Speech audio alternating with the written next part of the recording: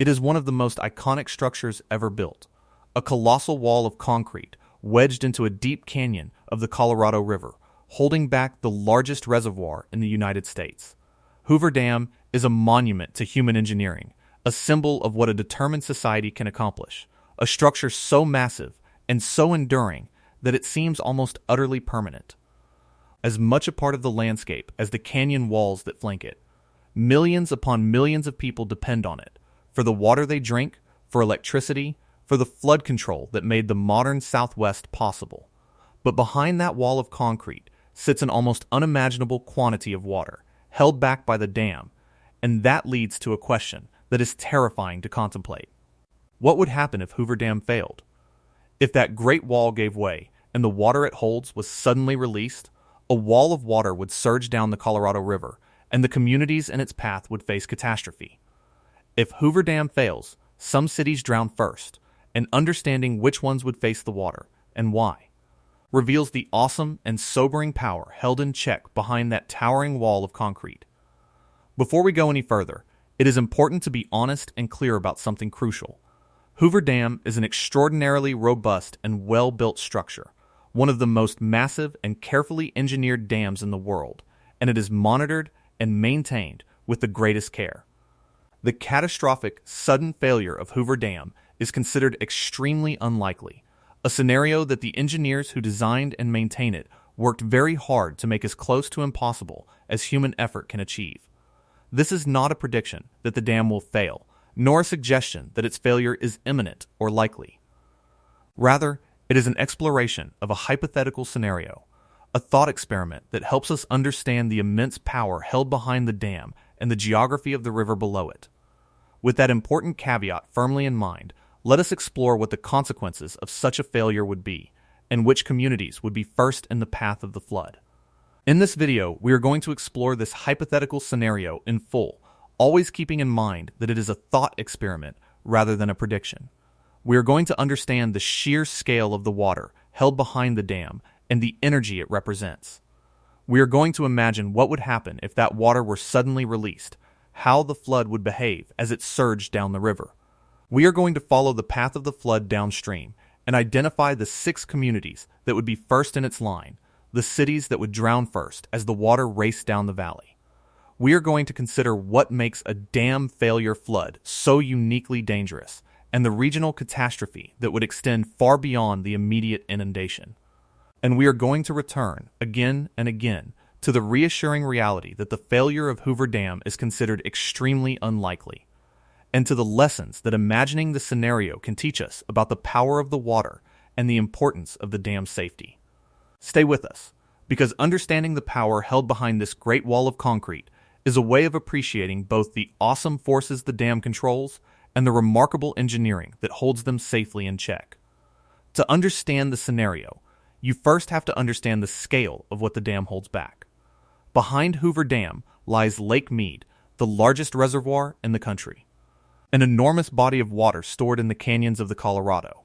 When full, this reservoir holds a truly colossal quantity of water, an amount so vast that it is difficult to comprehend, enough to cover an enormous area to a great depth. This water is held in place by the dam, kept from flowing freely down the river, stored and controlled for the benefit of the region.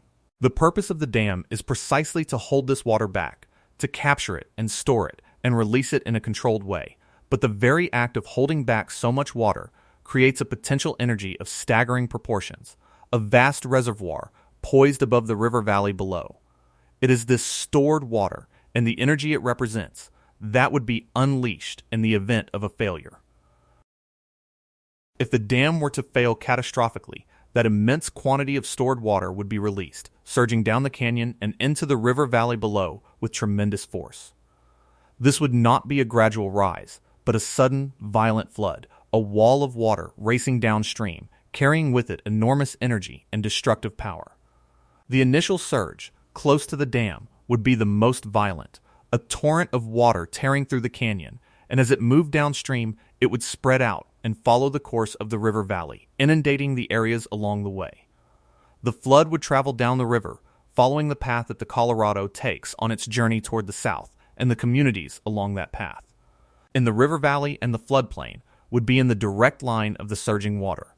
To understand which cities would drown first, you have to follow the river downstream from the dam and see which communities lie in the path of the flood. The river below Hoover Dam flows southward, forming much of the border between states as it makes its way toward the south. And along its course lie a series of communities that have grown up beside the water, drawn by the river and the opportunities it provides. These are the cities and towns that would face the flood, the communities in the path of the water released by a dam failure, and they would be affected in sequence as the flood traveled downstream, the closer ones first, the more distant ones later, as the surge made its way down the valley.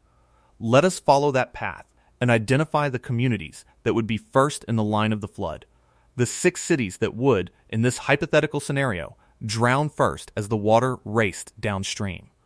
The first communities to face the flood would be those just below the dam, the ones closest to the point of release, situated along the river not far downstream.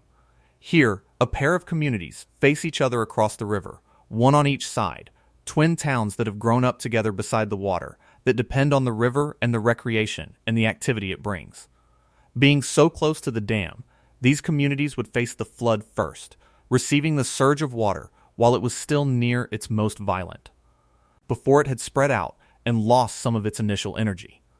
For these communities, the warning time would be shortest and the flood most severe, the water arriving quickly and with tremendous force, making them among the most immediately and severely threatened by a dam failure. Their proximity to the dam, which in normal times is a source of benefit, would in this scenario be a source of terrible danger. Continuing downstream, the flood would reach another community, a town situated along the river some distance below the first, a place that has grown up beside the water in the river valley. As the flood traveled down to this community, it would still carry enormous destructive power, though it would have spread out somewhat from its initial violent surge. This town, lying in the path of the river and the floodplain, would face inundation as the water arrived, the flood sweeping through the low-lying areas beside the river, threatening the homes and the infrastructure and the people of the community. The warning time here would be somewhat greater than for the communities closest to the dam, as the flood would take longer to arrive, but the danger would still be severe, the town squarely in the path of the surging water as it made its way down the valley. Further down the river lies one of the more significant communities in the path, a city that has grown up around a body of water on the river, a place that has become a notable destination and a substantial population center in the river valley. This city, situated along the course of the river below the dam, would face the flood as the water continued its journey downstream, the surge reaching the area where the city and its associated waters lie. As a more substantial population center, this city represents a larger number of people in the path of the flood, a greater concentration of homes and infrastructure and lives that would be threatened by the inundation. The flood arriving here would still carry great destructive force, and the city, lying in the path of the river, would face serious danger from the surging water. A significant portion of the population potentially in harm's way. The flood would continue its journey, reaching another community further down the river, a town that lies along the water in the valley below. By this point, the flood would have traveled a considerable distance from the dam, and while it would have spread and moderated somewhat from its initial violence, it would still represent a massive and dangerous surge of water, far beyond anything the river normally carries. This town, situated in the river valley, would face inundation as the flood arrived, the low-lying areas beside the river swamped by the surging water. The greater distance from the dam would mean a longer warning time, more opportunity for the people to be alerted and to move to safety, but the danger would remain real and serious. The community squarely in the path of the flood as it continued down the valley toward the more distant reaches of the river. Still further downstream, the flood would reach yet another community, a place situated along the river in the lower part of its course, a town that has grown up beside the water in the valley. As the flood traveled this far, it would continue to spread and to moderate, but it would still carry the potential for serious inundation, the sheer quantity of water released far exceeding the capacity of the river channel and spilling out across the floodplain. This community, lying in the path, would face the arrival of the flood, the water rising and spreading across the low areas, threatening the homes and the infrastructure and the people. The extended distance from the dam would provide more warning time, but the flood would still represent a grave threat, the community among those in the path of the water as it made its long journey down the river. Finally, among the communities most prominently in the path lies one of the larger population centers of the lower river. A significant city situated in the valley in the lower reaches of the Colorado, a place with a substantial population and important agricultural surroundings. This city, lying downstream in the path of the river, would face the flood as the water reached the lower part of its course, and as a larger population center, it represents a significant concentration of people and property in the path of the potential inundation. Though far from the dam, and thus with the longest warning time of the communities we have discussed, this city would still face the threat of the flood arriving, the surging water reaching the lower valley and threatening the population and the agricultural lands that surround it. The distance would offer the greatest opportunity for warning and evacuation, but the flood would remain a serious danger. The city among the communities in the path of the water released by a dam failure. These, then, are the 6 communities that would be among the first to face the flood in the hypothetical scenario of a Hoover Dam failure. The cities and towns that lie in the path of the river below the dam, arranged in sequence down the valley, each facing the flood as it traveled downstream. The closer ones would face the most violent and immediate danger with the shortest warning time, while the more distant ones would face a moderated but still serious flood with more time to respond. Together, they represent the communities most directly in the line of the water, the places that would drown first if the great dam ever gave way and released the immense reservoir it holds.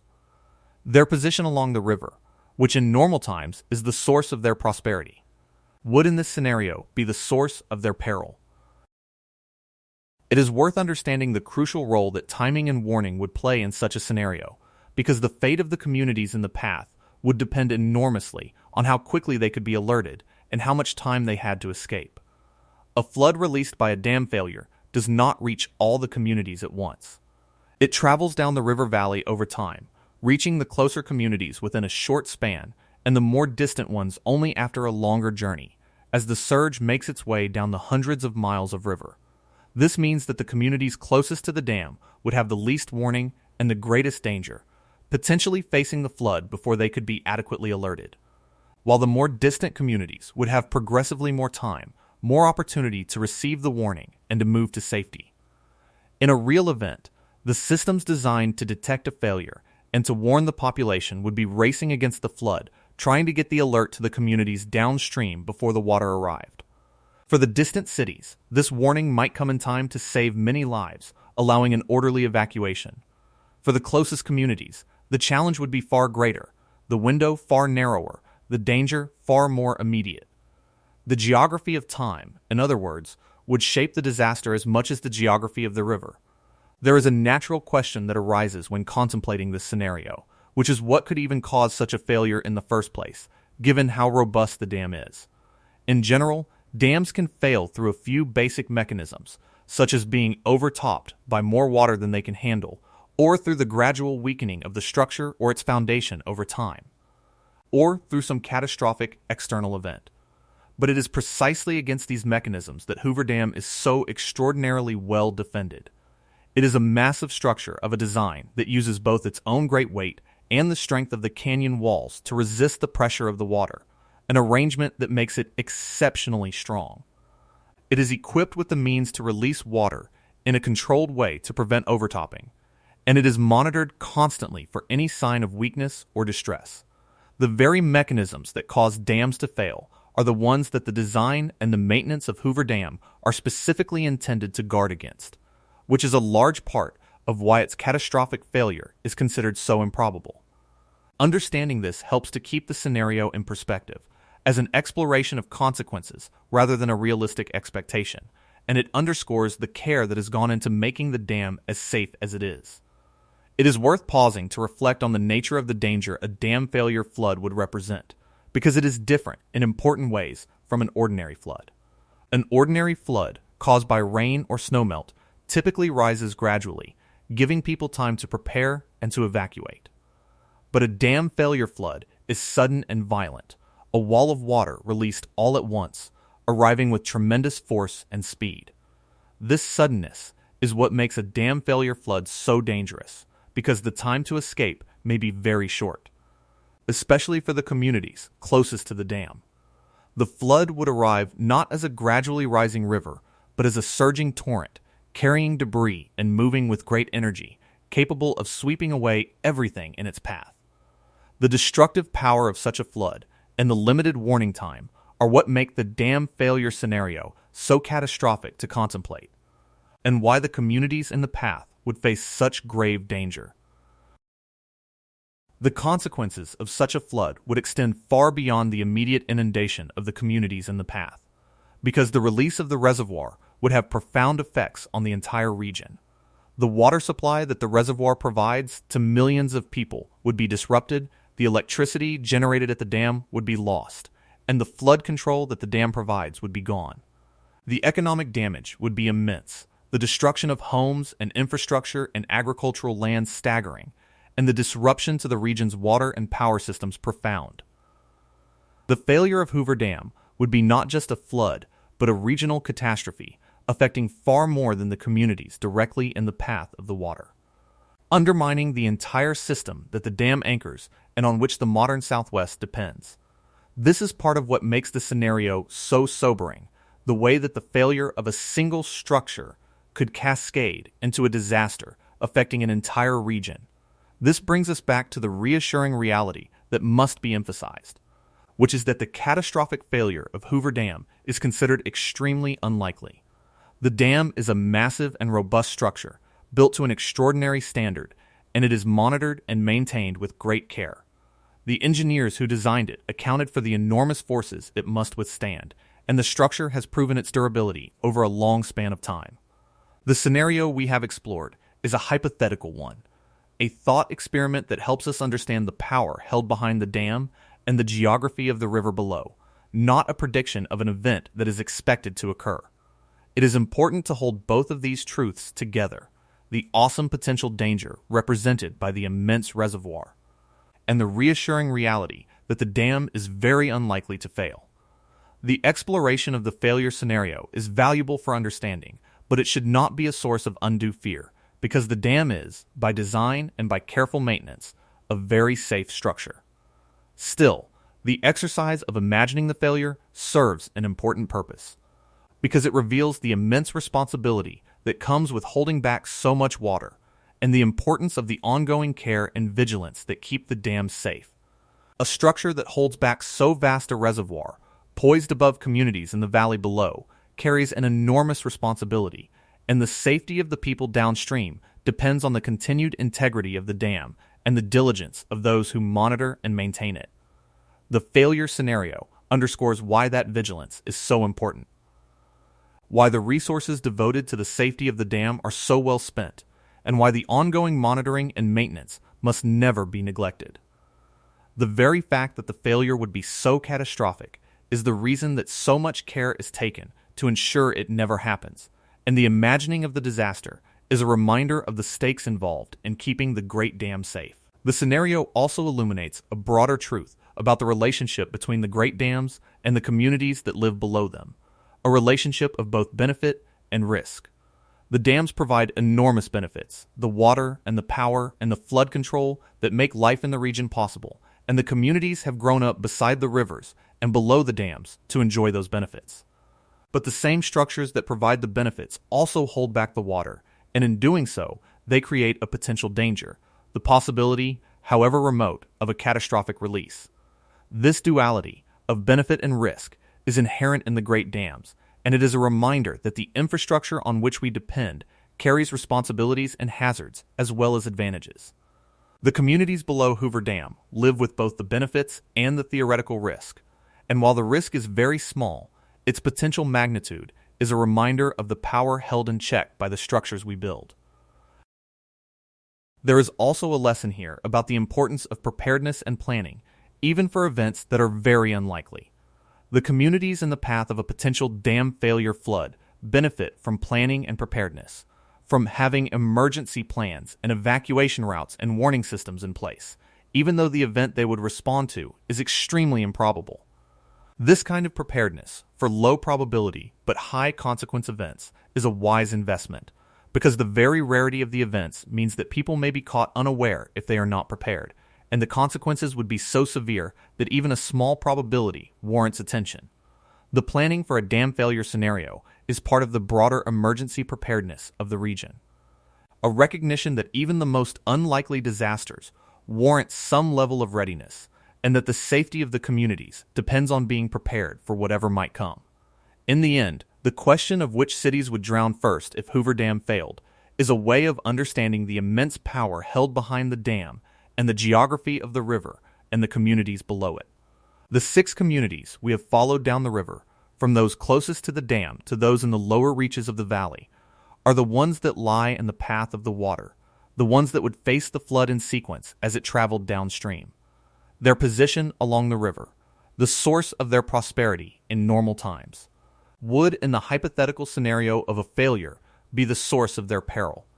But it is essential to remember that this is a hypothetical, an exploration of a scenario that is very unlikely to occur, undertaken to understand the power of the reservoir and the importance of the dam's safety, not to predict a disaster. Hoover Dam is a robust and carefully maintained structure, and its failure is considered extremely improbable. And so, as we contemplate the awesome quantity of water held behind that great wall of concrete and imagine the flood that would follow its release, we should come away not with fear, but with a deeper appreciation for the engineering that holds the water safely in check, for the vigilance that keeps the dam sound, and for the immense power of the river that the dam controls. The 6 cities in the path are a reminder of the stakes, of what is held back by the dam and what depends on its integrity, but they are also a reminder of the value of the careful work that keeps the dam safe and the communities below it secure. The failure of Hoover Dam is a scenario worth understanding, but it is one that the diligence and the engineering of those who built and maintain the dam have worked to ensure remains forever in the realm of the hypothetical, a thought experiment rather than a prophecy, a way of appreciating the power of the water and the importance of the great structure that holds it back. The dam stands, the water is held, and the communities below live in safety. And that is a testament to the human capacity to control the mighty forces of nature and to hold back safely and enduring